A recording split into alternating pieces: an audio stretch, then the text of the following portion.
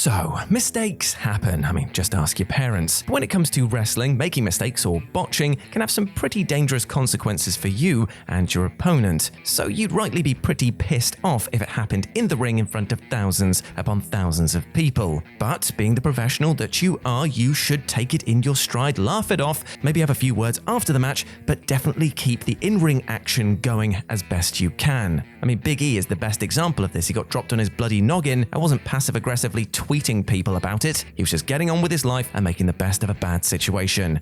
But the people on this list, they decided to do the exact opposite. Yeah, so let's take a look at them. As I'm Jules, this is WhatCulture.com, and these are 10 wrestlers who couldn't hide their anger at a botch. Number 10, Shawn Michaels has big balls. You've got to give him that.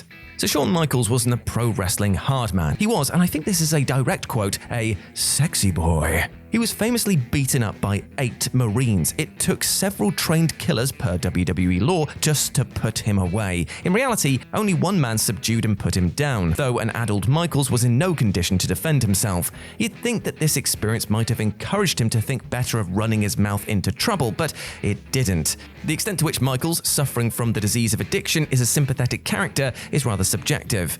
He battled something that stings with the sad familiarity to many, but his treatment of Vader at SummerSlam 1996, however, was completely unjustified. Midway through a match that couldn't quite explore the thrilling dynamic to its fullest, given Shawn Michaels' reluctance to endure the full Vader experience, Vader failed to recall a spot and lay on the mat instead of rolling away from Shawn's diving top rope elbow. Unwilling to waste a 2 count, Shawn adjusted his body mid-flight, landed on his feet, and stamped on Vader's head, treating it like the turd he thought he was. According to Jim Cornette, he also added, "Move, dumb shit." Vader, aware of Shawn's influence and toxic means of wielding it, thought better of issuing a receipt. Probably just as well. Number 9, Trish Stratus snarls at Jackie Gator. So here we find Trish Stratus kicking the cat. She was paired in an infamous 2002 match with the greenhorn tough enough contestant Jackie Gator. Gator, to put it lightly, did not exactly know how to work. This was an aberration at the time, but were a performer of Gator's experience to emerge within the WWE system in 2022, well, she'd appear on NXT 2.0 with a ridiculous over-the-top gimmick and begin a romantic storyline with NXT's resident farm boy. But WWE in 2002 very rarely allowed wrestlers who couldn't wrestle on television because they couldn't wrestle, which resulted in quite the experience. It was so poor that after Gator, who wasn't really at fault, bumped for a bulldog so late it was as if Trish had attempted it in 1995, Jim Ross muttered, and mercifully, it's over. The match had fallen entirely apart well before this. When Gator just stood still in a panic, causing Trish to almost back body drop herself, Gator made an ill-advised attempt to make it look as if Stratus had f***ed up and set about working the knee. A furious Stratus dragged Gator to the ropes and gave her a rollicking. It wasn't clear what she said precisely, but I'm betting it wasn't to say thank you. Number 8, CM Punk bemoans Elijah Burke. CM Punk once named Elijah Burke as his least favorite opponent. Speaking to fans in Philadelphia when interviewed by Beneath the Mat in 2012, Punk said that Burke was terrible and that he was absolutely the worst, absolutely the worst. They worked extensively together in WWECW, and the matches were horrendous. Burke was absolutely clueless. He got lost frequently, took several seconds to launch into a simple Irish whip, and almost broke his own neck while failing to rotate to receive a basic suplex. And that was just in one match. In addition to a further pay-per-view match at Judgment Day, which is a sloppy overlong bore, Punk and Burke worked together on another TV bout that likely dimmed Punk's view of his opponent even more. As Punk lay selling on the mat on his side, Burke lunged into him full force and nailed him in the back with a forearm. It was a completely over-the-top impact, but what was a basic strike in a heat sequence. He clattered into Punk's spine so clumsily that Punk, with his trademark personality, just couldn't or wouldn't disguise the effects of the spot, which, let's be face it, is antithetical to what wrestling should be. It didn't look good and it hurt for real. Wow, that hurt, Punk exclaimed, burying his fury under layers of sarcasm. Number 7, RICO berates Jeff Hardy. Now, recent disclosure has slammed Jeff Hardy's lack of professionalism stemming from his perspective on his bizarre exit from WWE in 2021. Should he have finished the match? Should WWE have ran the umpteenth version of Jeff has had his trouble storyline during a COVID pandemic? Would WWE have willingly allowed Jeff to leave had he asked? Well, former WWE co-president George Barrios revealed during the 2019 Needham conference that WWE wasn't trying to lock anybody up and that both parties could terminate agreements in pretty short order. Neville's contract was frozen frozen at the time, and WWE generally no-sold George's work like the Great Antonio. Regardless, Jeff is a bit of a risk, which he underscored at Survivor Series 2002. Here he was off throughout the 6-man elimination tables match, which was otherwise a pretty fun affair, being chaotic in all of the right ways, but not so in its most infamous moment. When RICO hovered by the top turnbuckle awaiting Jeff to remove him from it, he had little choice but to scream his frustrations, knowing that he could hardly whisper the spot in his ear. RICO screamed, "Come on, Jeff, goddammit!" which woke Jeff up from his stupor. Number 6. Eddie Guerrero ponders aloud where his wife is. "Vickie, where art thou, my love?" Well, it wasn't quite as polite as that. At SummerSlam 2005, Eddie Guerrero and Rey Mysterio fought for custody of Dominic. It was a preposterous premise that followed a preposterous storyline that would not be as fondly remembered as it is, if the principals involved were not pro wrestling royalty, even if the two legends could never replicate their barnstorming WCW chemistry in a WWE ring. It was impossible for them to not have a very good match, but as a result of ill-fitting masks and inexperienced ringside seconds, they didn't work a true classic. The match at SummerSlam, which bloody hell knows what social services would have thought of, went on a bit long and the ladder, well, didn't cooperate at times.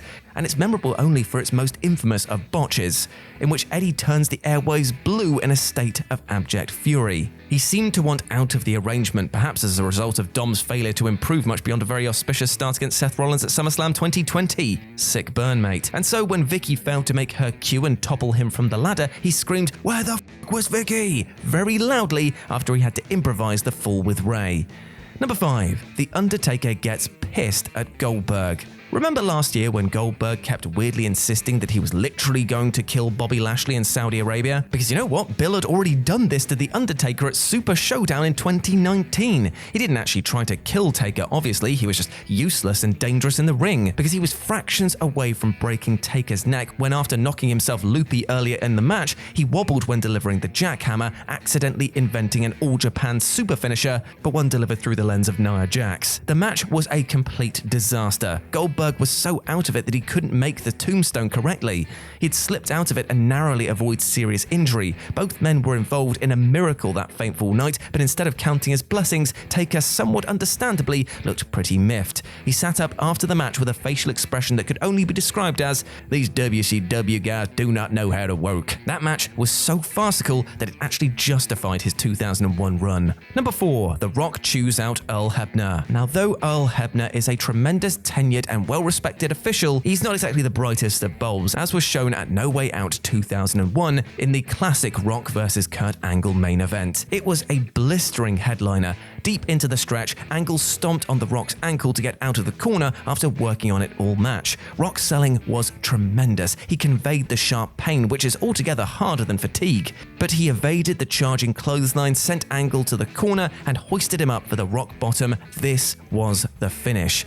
But Hebner didn't count it. Per a recent episode of his podcast, Angle revealed that Hebner got confused. He knew that a second rock bottom was the finish, but forgot that it just happened midway through the match. Rewatch the end of the match closely and you'll see Rock pause, sit up, and look Hebner dead in the eye after executing the third rock bottom. He's facing away from the hard camera, but the gap between delivering the move and mounting the pin is noticeable. "Count the motherfucking finish," is what he said, and Hebner duly did. Number 3. Randy Orton calls Kofi Kingston stupid. Kofi Kingston made it to the pinnacle of WWE before Brock Lesnar brutally toppled him from it, but it took years and years to do so. The duration informed the Kofi Mania storyline, which probably did as much to undermine the run as it did to inform that key moment. He took so long because, in part, he was demoted following his first breakthrough moment. He showed real intent and personality throughout a 2009 mini-program opposite Randy Orton. They even gave the man a vehicle to destroy. And remember, the world title. That's when you know WWE really cares about you, because destructible vehicles means toys. Thrilling crowds with memorable set-piece angles and exciting, unique in-ring work, it all went to shit on January the 11th. And this was after WWE had called Kofi off following his grand acceptance at Madison Square Garden. Orton defeated Kingston and John Cena in the Raw main event, the timing of which was unfortunately botched. Only slightly mined, but that was enough for WWE to condemn Kingston to nothing more than a mid-card exile for years and years. Orton did his stamps, the mat spot ahead of the RKO, but Kingston rose to his feet too early, detracting from the suspense of the drama. In truth, this was Kingston's fault. Orton does this spot so often that KOFI really should have learned the rhythms of Orton's then tedium. As it happened, he didn't, and Orton screamed, "Fucking stupid," through a complete and utter fit. Number 2, Chris Jericho does the Lord's work. Shane McMahon really thinks himself the hard man. Is it a bird? Is it a plane? No, it's Shane McMahon jumping onto an inflatable crash pad because he saw Mick Foley get over at King of the Ring 1998. The stuntman gimmick was one thing. It was impressive, protected, but impressive. It didn't rely on the premise that Shane was in any way skilled as a combat athlete. And so much of his stuff did rely on that frankly preposterous notion. Shane McMahon is not a hard man. He gets blown up walking around the place. But because he labors under the misapprehension that he is a hard man, he often hits his opponents in the face by accident, because he's also, shock horror, a terrible worker. Now this happened to Chris Jericho at Survivor Series 2016, who responded by flying out of the ring and kicking the crap out of various props because he needed to vent and not kick Shane in the face. It didn't work. He was still hot, so he blasted Shane with pretty much a full-force missile dropkick. Shane taking that and continuing on probably convinced him that he was a worthy opponent to Brock Lesnar, so maybe Jericho didn't do us a favor at all. And number 1, Brock Lesnar tries a different approach. So Shawn Michaels got pissy, CM Punk got sarcastic, RICO got desperate, but Brock Lesnar meanwhile decided to articulate his displeasure by rattling Braun Strowman's brain around his skull at the 2018 Royal Rumble. In a match fought between Brock Lesnar and his 2 goons, Kane and Braun Strowman, the latter pissed Lesnar off about 30 seconds in. Bursting out of the gate, Strowman floored Lesnar with a basement dropkick before rocking him in the face with a hard knee. Strowman, who wasn't exactly a neurosurgeon, picked the absolute last pro wrestler to try and stiff. But Lesnar controlled the ever-loving piss out of Strowman's narrative in response. He popped him with a rapid, terrifying 2-punch combo, one to the chin and then an immediate second to the temple. And Strowman staggered around the canvas. This receipt was the end of it. Even if Strowman probably felt like he wanted to pop Lesnar, he was physically incapable. The rest of the match proceeded as planned, i.e. shockingly well actually, since it was 2018 and Kane was in it. But Lesnar didn't do a thing to conceal his very, very real and very scary fury. And there we go, my friends. Those were 10 wrestlers who couldn't hide their anger at a botch. I hope you enjoyed that, and please let me know what you thought about it down in the comment section below. As always, I've been Jules. You can go follow me over on Twitter at RetroJ with a 0. Now, just to clarify, that 0 is the O in RetroJ. Some people are actually putting in RetroJ with a 0 as a full word thing. I wish I had that Twitter name, but I don't. It's much less cool.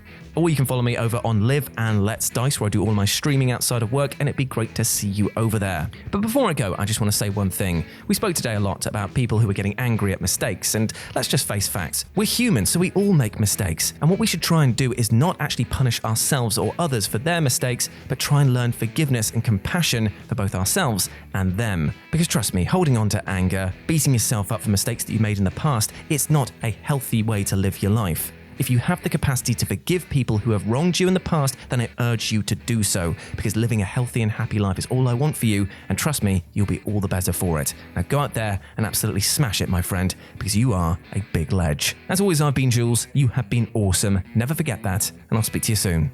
Bye.